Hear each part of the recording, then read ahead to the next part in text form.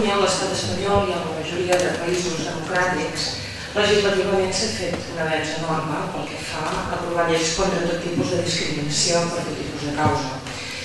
Aquest gran esforç legislatiu s'ha aconseguit precisament per la lluita de molts diferents col·lectius que des de la seva idiosincràsia han aconseguit superar tot tipus d'obstacles i de barreres.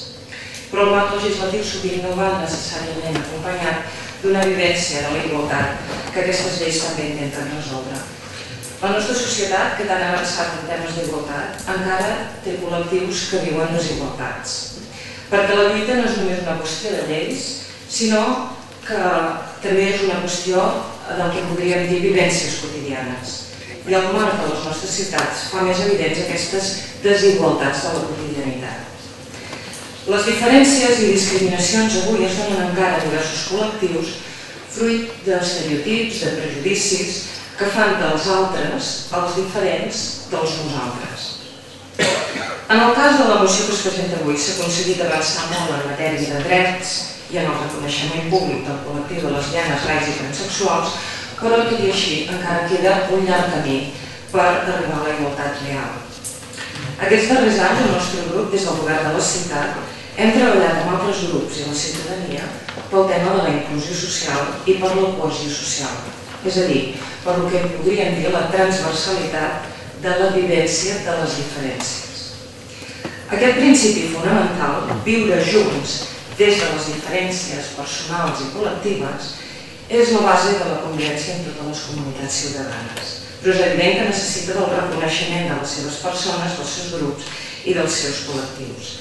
Treballar per superar les desigualtats en benefici d'una convivència i un treball comunitari millor també implica, però, l'obertura dels mateixos col·lectius i l'esforç per construir precisament els uns amb els altres. Per experiència personal i col·lectiva en el camí per la igualtat entre les dones i els homes, que hi he treballat molts anys, sé que aquesta igualtat no només s'aconsegueix en lleis, en decrets o en mocions. El treball de la sensibilització és imprescindible. Els mateixos col·lectius de lesbianes, gais i transsexuals així ho han vingut fent i el nostre grup, l'Iniciativa Esquerra Unida Alternativa, volem estendre i entendre aquest suport a la moció també des d'aquesta perspectiva de la sensibilització.